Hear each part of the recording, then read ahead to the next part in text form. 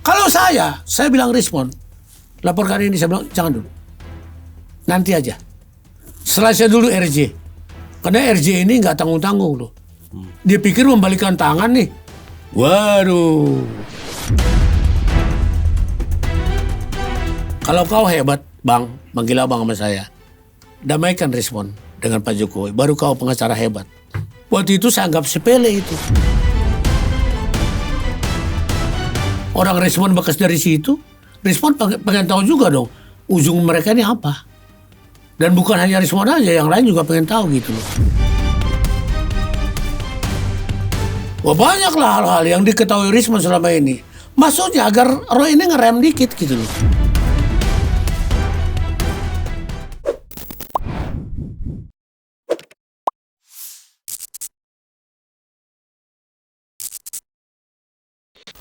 Kalau saya bilang respon, laporkan ini, saya bilang jangan dulu. Nanti aja. Selesai dulu RJ. Karena RJ ini nggak tanggung-tanggung loh. Dia pikir membalikan tangan nih. Waduh. Ke Solo dulu pertama rekan Vincent. Saling memaafkan dengan Pak Jokowi. Langkah pertama. Langkah kedua ke kantor Pak Gibran besoknya kan. Itu masih related itu. Masih berhubungan. Baru beberapa hari kemudian ketemu dengan Lecumanan, pelapor kan, ya. Ketemu dengan Andi Kurniawan, ketemu dengan Maret Swaken. Ini harus setuju juga untuk rakyat di sini. Kalau mereka nggak tanda tangan, sama dengan yang tanda tangan Pak Jokowi kan, RJ semua ini bisa kelewer-kelewer. Bisa keburu lagi, jadi tersangka lagi, bisa disidangkan. RJ-nya belum selesai. Atau perapitnya belum selesai, segala macam. Gimana gitu loh. Kan sama ini, hukumnya hampir sama itu kan. Waduh, sampai botak belakang saya rekan Vincent. Memikirkan itu. Buka topi setengah babak ya. Siap. Biar kelihatan gagahnya gitu. Iya. Gitu loh. Jadi gak segampang itu. Jadi 3 hal itu tadi ya. Kalau saya ini, pendamai. Respon ini saya targetkan dulu, memang sejak saya tanganin dia sudah ada pikiran saya. Bagaimana kalau saya damaikan? Ya kebetulan ada saudara saya nggak sebut namanya ya. Dia bilang, kalau kau hebat Bang, manggil abang sama saya. Damaikan respon dengan Pak Jokowi. Baru kau pengacara hebat. Waktu itu saya anggap sepele itu. Persis kurang lebih 1 minggu sesudah saya jadi kuasa hukum respon. Ketemu di salah satu hotel di Jalan Tamrin. Sambil ngawain gitu kan. Bang, aku dengar kau kuasa hukumnya Rismon. Ya, dia tugasnya bukan di Indonesia. Di luar negeri lah. Tapi waktu itu dia datang. Kalau abang hanya ikutin perkara itu. Jadi, tapi dia nggak simpulkan tadi on condition itu. Problem solving, on condition, create case. Dia hanya sebut. Kalau abang hanya ikutin perkaranya. Sampai ke ujung bang, apa nilai abang sebagai pengacara? Gak ada nilai abang. Tapi kalau abang bisa damaikan, aku yang pertama salut sama abang katanya. Ternyata puji Tuhan lah.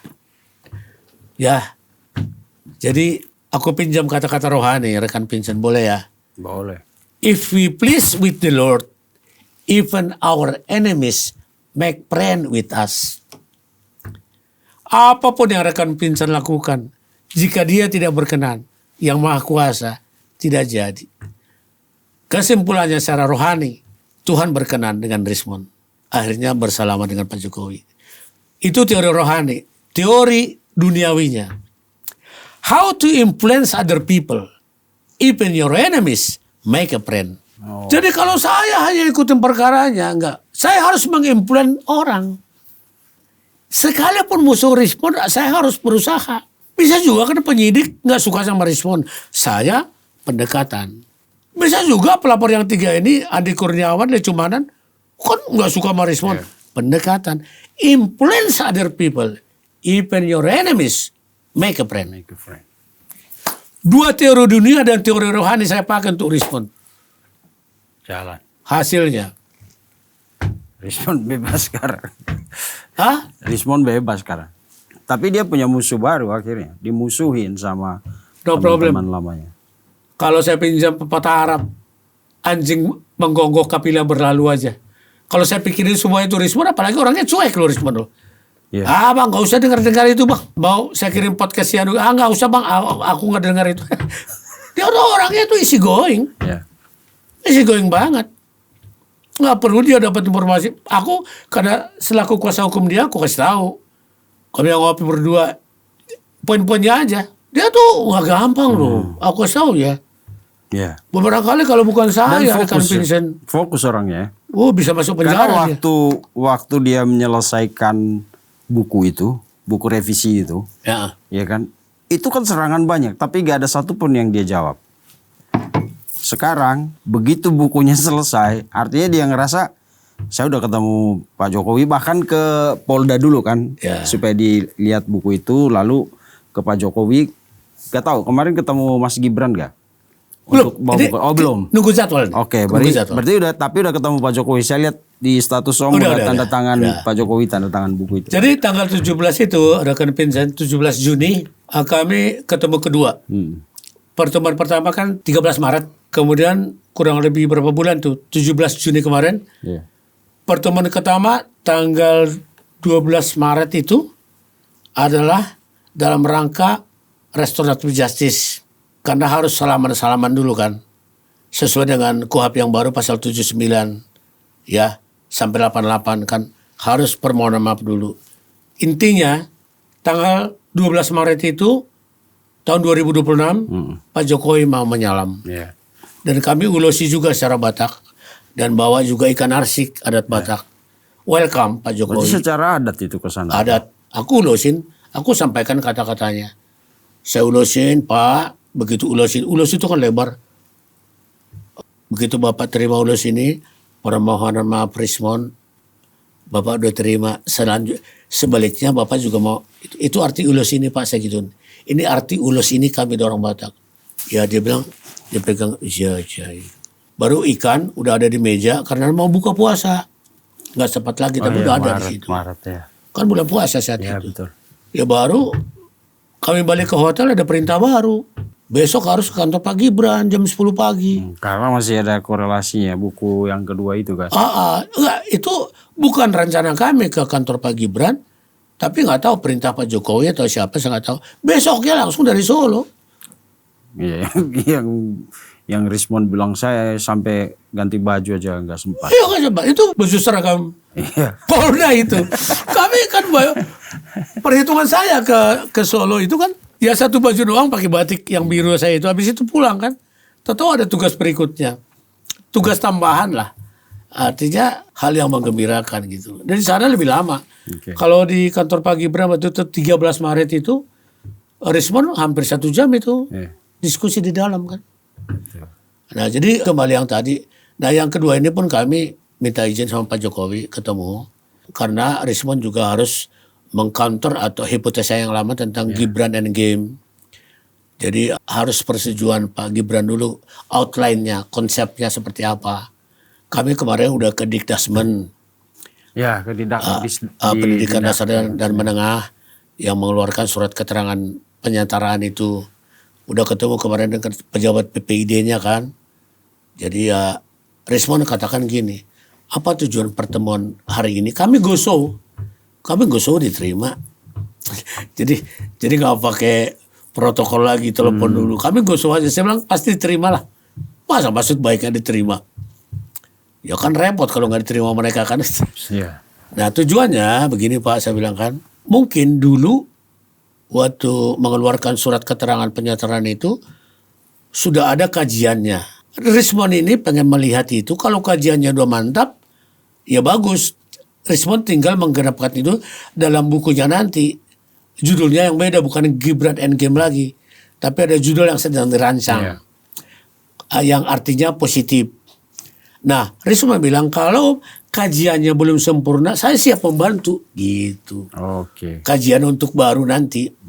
Itulah tujuan kami dan akan segera dikabari gitu loh. Ya harapan kami sih sebelum ketemu Mas Gibran, itu orang Dikdasmen udah kasih informasi dulu. Jangan nanti Pak kami belum dapat kabar dari Dikdasmen gitu, nanti secara birokrasi ya nggak bagus lah. Kan gak enak gitu loh. Dan bisa paham kan. Itulah mediator. mengatur semua how to influence other people one by one sehingga menjadi minum. Saya juga minum. Saya dengar Om dari tadi terpesona jadinya. Bayangkan tadi itulah. Iya.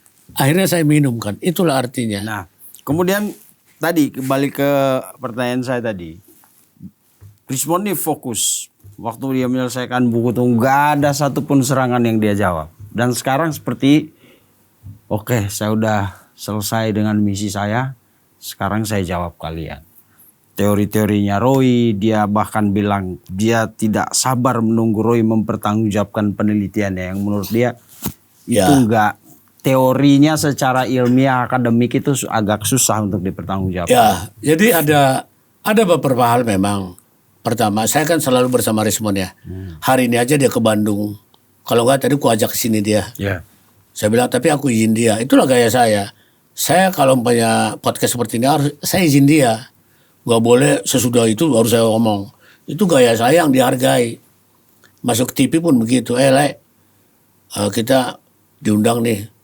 Oh, Lek aja sendiri gitu loh. Jadi itulah gaya saya. Jadi harus menjaga relasi yang benar-benar melekat gitu loh. Jadi apa komentarnya tentang Roy? Roy itu mengaku peneliti dari mana? Apakah punya jurnal? Pernah membuat karya tulis? Dan apakah dia punya sertifikat? Richmond kangkangin sekarang itu. Hanya karyanya 48 halaman di Jokowi white paper. Apakah itu sudah peneliti? Wah, banyaklah hal-hal yang diketahui Richmond selama ini. Maksudnya agar Roy ini ngerem dikit gitu loh. Nah, giliran saya loh mengajar kamu. Kamu udah diancam penjara. Oh, kalau saya sih bebas, kata Richmond kan. Itu pun saya rem loh. Kalau enggak, dia bisa lebih galak lagi seperti dulu lagi untuk Roy Suryo. Tapi untuk kasus yang ini kan dia udah kalem gitu loh. Dia bilang mana?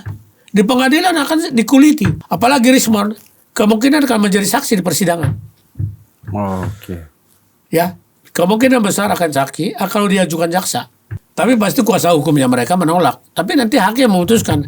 Kalau tetap diperintahkan oleh hakim sebagai saksi, Richmond akan tampil sebagai saksi. Kalau pihak mereka pasti menolak, udah pasti kan. Udah pasti Richmond itu akan membongkar, mengkuliti siapapun di situ gitu loh. Khususnya Roy Suryo. Bahkan saksi mahkota. Nah itu yang podcastnya sekarang gimana? Peneliti apa kau gitu loh. Okay. Ya peneliti apa? Selama ini aku sabar aja. Bikin buku, aku bikin buku. Dikirim melalui WA, dia layout ini perbaiki sama dia. Peneliti apa? Terus dia tamat sospol kok. Dari UGM sospol kalau salah. Okay. Peneliti itu basic matematiknya harus tinggi. Yeah. Hitung-hitungannya luar biasa. Statistik dan lain-lain itu kan. Gak bisa aja narasi-narasi aja. Okay. Richmond itu berhitung, waduh jangan dilawan. Kalau serangan itu sih menyerang teori, hasil penelitian secara ilmiah akademik itu saya acungi jempol Richmond itu. Cuman yang agak kaget kemarin itu. Apa tuh? Yang dia ungkap 8 pasangan. Saya sebenarnya tidak mau angkat isu ini karena ini terlalu personal dan menurut saya kayak gosip-gosip gitu. Tapi ini rame sekali Om. Soal 8 pasangan yang diduga di lingkaran itulah masih itu apa ya?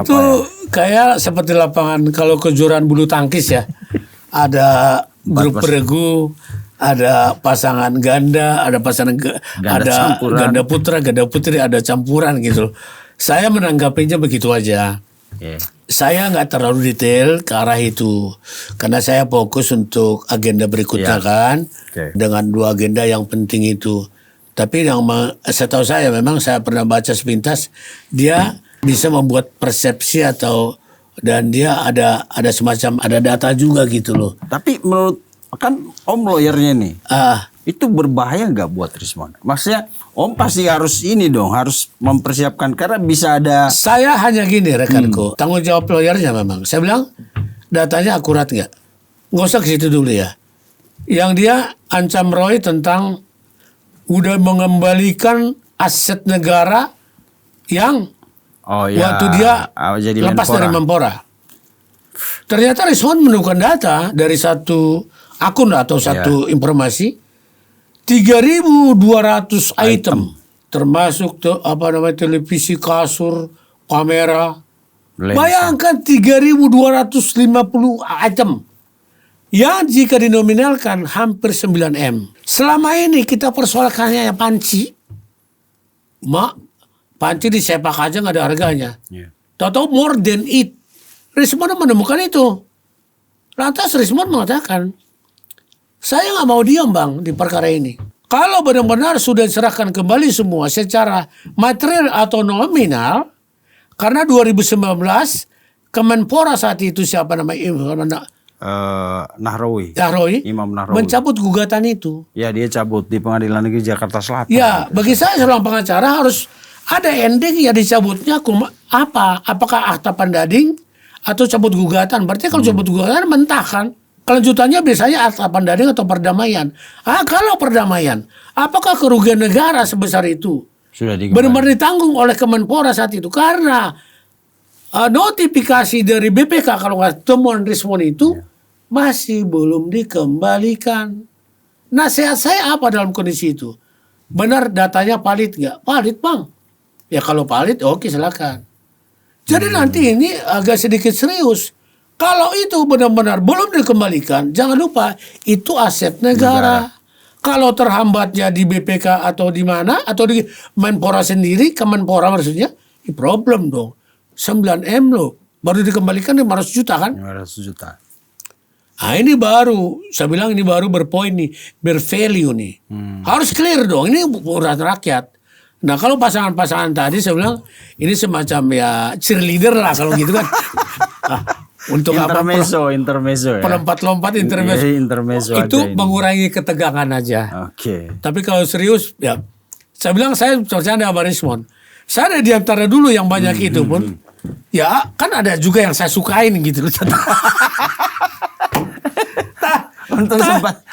Tapi karena semua saya sukain, jadi nggak ada suatu justifikasi bahwa saya suka si A gitu loh. Semua kalau saya mediator gimana sih?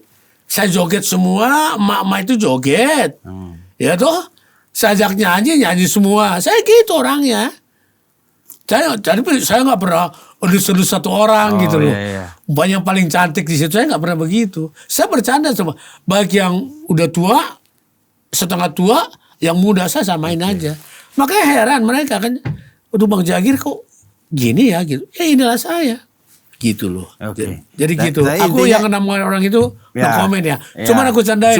Cuma konsekuensi hukum. Saya juga nggak mau dalam ini siapa. Kan ada inisial itu. Ada yang berusaha nyari. Kalau saya sih enggak. Tapi lebih ke Vincent, konsekuensi hukumnya. yang jelas aku lihat itu inisial.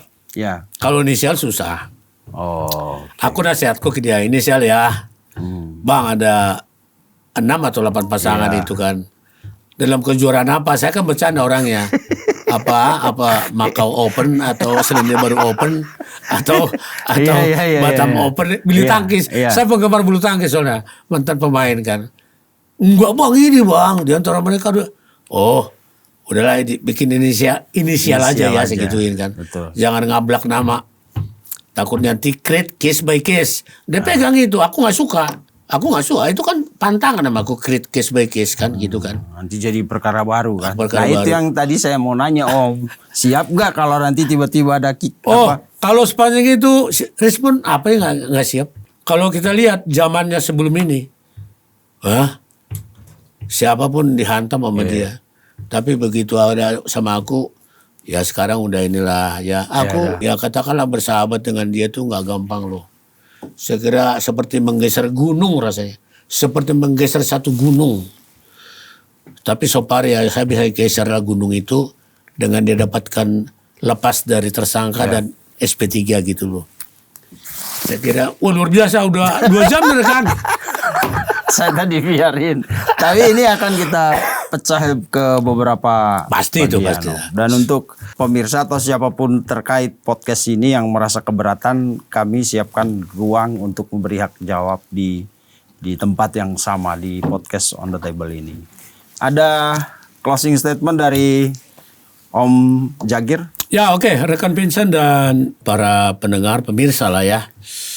Saya praktisi hukum yang memang tidak jauh dari urusan pra-peradilan lah, persidangan pokok perkara lah. Ya artinya saya memantau. Kalau ada pertanyaan, apa hubungannya sama lu Jagir gitu loh. Ya adalah.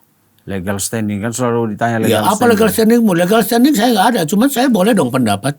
Orang respon bekas dari situ. Respon pengen tahu juga dong. Ujung mereka ini apa. Dan bukan hanya respon aja. Yang lain juga pengen tahu gitu loh. Apakah mereka nanti dihukum atau tidak. Ya jangankan saya yang bekas dari situ. Orang lain aja boleh komen kok. Jadi kesimpulan saya adalah. Dalam penegakan hukum sekarang ada dua rel. Satu melalui pra-peradilan. Dan satu melalui pokok perkara. Saya nilai sih Dokter Tipa. Aku panggil Dokter Tipa selama ini. Aku akrab dengan Dokter Tipa. Akrab. Ya mungkin kemarin aja aku masih WA. Sehat nggak Mbak Tipa? Alhamdulillah puji Tuhan bang sehat katanya. Itu jawaban aslinya. Artinya emang dari dulu aku nggak ada pertentangan dengan dia. Ya aku pengen tahu juga gimana gitu loh. Bukan mencapai perkaranya. Aku tanya secara persahabatan aja. Nah saya nilai dia gentleman. Ya cuma saran saya seharusnya kemarin saya sampaikan ini. Begitu ada tawaran dari Ketua Majelis. Apakah Anda mengajukan mekanisme menurut saya.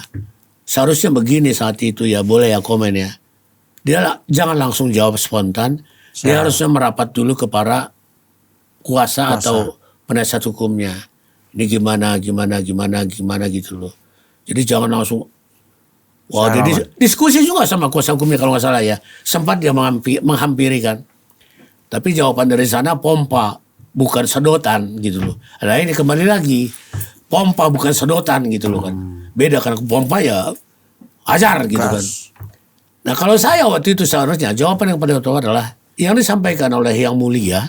Saya mengucapkan terima kasih. Tapi setidaknya saya kan diskusi dulu sambil sidang berjalan dengan kuasa hukum saya. Itu jawaban yang gentleman. Jadi peluangnya terbuka sepanjang. Jadi kembali. Ya barangkali mereka bukan mediator. Aku mediator. Jadi beda produk. Beda bahasa. Kalau aku kemarin begitu seharusnya. Harusnya begitu hakim. Kan hakimnya perempuan ya. Seharusnya majelis sebentar kami diskusi dulu. Ini aktif. Sorry aku rekan-rekan bukan mencampuri. Ini gaya aku gitu loh. Bukan mencampuri tugas-tugas Anda. Tapi aku secara manusiawi mengatakan seharusnya panggil dulu. Yang Mulia interupsi sebentar. Panggil dulu. Mbak Tipa sebentar dulu. Diskusi. Kasih jawabannya begini. Katanya saya jam terbangnya minim. Biar lebih wise gitu ya. Jadi peluangnya selalu terbuka untuk RC itu. Itu pendapat yang benar kan. Saya udah bicara berapa orang. Iya seharusnya begitu ya. Jangan langsung dihantam. Saya tetap mengadakan perlawanan. Hakim menilai. Jangan lupa alat bukti sekarang. Salah satu adalah pengamatan hakim. Dia berarti menantang. Lupa lu kan di tangan hakim ujung-ujungnya. Mau ditantang. Bukan nggak boleh tantang gitu loh. Tapi aduh susah lah rekan Vincentnya. Makanya cari praktek litigasi itu nggak gampang. Jangan hafal pasal dikira udah jago gitu loh. Saya nggak perlu pasal. Saya nggak perlu pasal. Saya approaching aja. Tahu pasal tapi kita harus implementasikan. Bagaimana cara ini?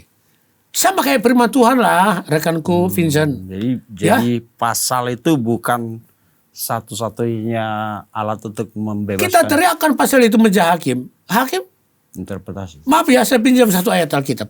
Amsal 18 ayat 21. Hidup dan mati dikuasai lidah. Siapa suka makannya makan buahnya. Bagaimana penerapannya? Jangan ngomong kencang-kencang lu. Jangan kesal. Bukan begitu caranya. Jaga. Ingat. Kalau kamu ngomong sakit besok sakit lo kamu.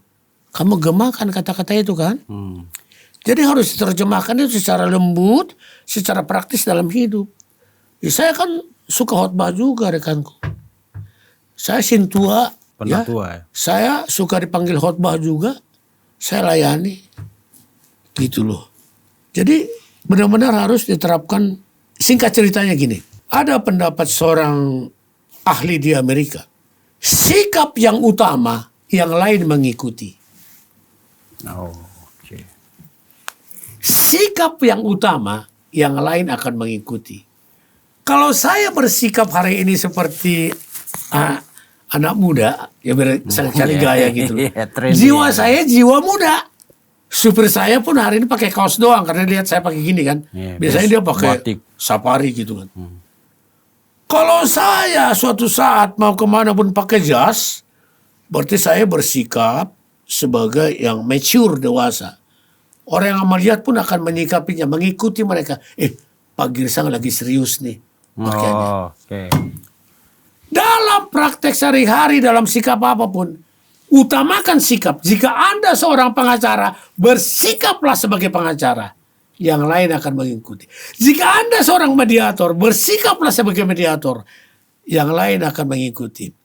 Rasan air ke air, rasan minyak ke minyak. The bird of feather flock together bahasa Inggrisnya. Burung yang berbulu sama akan terbang bersama. Nggak ada entok terbang sama burung merpati. Entok kan di bawah, burung merpati kan di atas. Nggak ada ayam sama eagle terbang bersama. Kalau saya eagle, carilah eagle. Cukup. Kalau ayam kata kan gitu kan. Apalagi yang betina. Ya. Makanya pepatah asing mata, the bird of feather, burung yang berbulu sama akan terbang bersama. Burung pipit bersama. Aku melihara burung di rumah. Kenapa? Karena aku sejak kecil suka burung. Burung pipit ribuan sekali terbang. Ikan juga begitu, ikan teri. Bisa jutaan, bisa membongkar kapal tongkang loh. Ikan teri yang itu. Kecil. Satu ikan paus belum tentu bisa membalikan ikan paus. Apa? Kapal besar. Jadi itulah ilmu manusiawi. Saya bongkar. Begitulah cara kerja seorang mediator. Sikap yang utama, yang lain mengikuti. Oke, terima kasih Om Jamada Girsang, lawyer sekaligus mediator. Ini mediator bersertifikasi dari Mahkamah. Makanya CIMED, Agung. sertifikat mediator. Itu gelar resmi. Oke. Dan di pengadilan kan saya mediator juga. Resmi di pengadilan Jakarta Pusat, Jakarta Utara. Hanya 2 aja yang saya terima, yang lain saya nggak mau. Karena kapan saya kerja gitu loh. Dipakai Jakarta Pusat, Jakarta Utara, sering mendapatkan perkara. Iya, jadi perkara perdata sebelum masuk ke pengadilan harus masuk ruang mediasi. Kita lah diangkat oleh ketua pengadilan sebagai mediatornya. Namanya mediator non hakim. Oke. Ada kartunya, resmi. Dikeluarkan ketua pengadilan. Di pengadilan mana tadi Tom? Jakarta Timur sama? Aku yang kuterima hanya Jakarta Pusat dan Jakarta Utara. Jakarta Utara ya? Yang lain Jakarta Timur, Jakarta Barat, aku nggak ada waktu dong. Iya. Ya kan. Karena perkara banyak ya? Ya, kalau ada pengacara yang sampai ke Cikarang juga mediator gitu. Sampai ke Cibinong. Ya mereka ada waktu barangkali. Kalau saya hanya 2 pengadilan yang saya terima selaku mediator non hakim namanya.